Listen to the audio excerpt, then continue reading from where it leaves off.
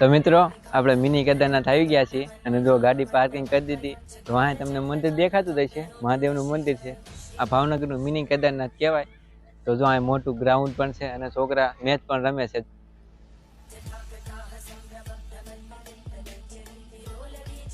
તો તમે જોઈ લેશે બધા મેચ રમે છે. તો ચાલો આપણે મહાદેવના દર્શન કરી આવીએ. ચાલો.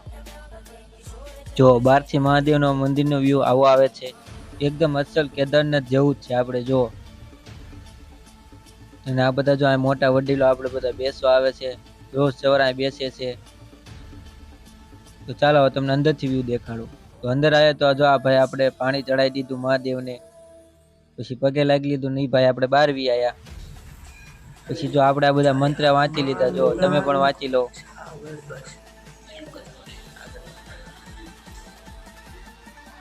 તો મંત્ર વાંચીને આપણે પણ વિયા મહાદેવને પાણી ચડાવવા. પછી પાણી ચડાવીને આપણે બહાર જોયું તો જો આપણે નાની મૂર્તિ હતી હનુમાન દાદાની, અને ના પણ નાનું અમથું શિવલિંગ હતું. થોડીક આગળ જ આપણે શનિદેવની મૂર્તિ પણ હતી જો, અને એની આગળ આપણે હનુમાન દાદાનું બીજું મંદિર હતું, જે બહુ સરસ છે, એકદમ ભગવો રંગ છે આપણે. પછી જો આ કેદારનાથ મંદિરની પાછળ છે નાના નાના ઝાડવા છે, બહુ મોટા પણ ઝાડવા છે. જો બગીચા જેવું છે. સામેની સાઈડ હોસ્ટેલ છે, જે ગર્લ્સ હોસ્ટેલ છે, અને ગર્લ્સ હોસ્ટેલની પાછળ આપણે મંદિર આવેલું છે. જો અંદર મંદિરની અંદર પાછું આ બીજી ફેરી આપણે શણગારે છે.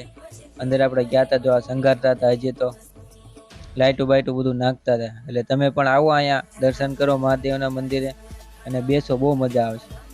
જો અહીં પીવાની પાણીની પણ વ્યવસ્થા છે, બેસવાની પણ વ્યવસ્થા છે. આપણે વડીલો બધા બેસાડ હોય છે અહીંયા. તો જો આપણે કેદારનાથ આવી ગયા છીએ, દર્શન બર્શન કરી લીધા આપણે. તો આપણે હવે ઘર બાજુ જઈશું હવે. તો ચાલો ઘરે.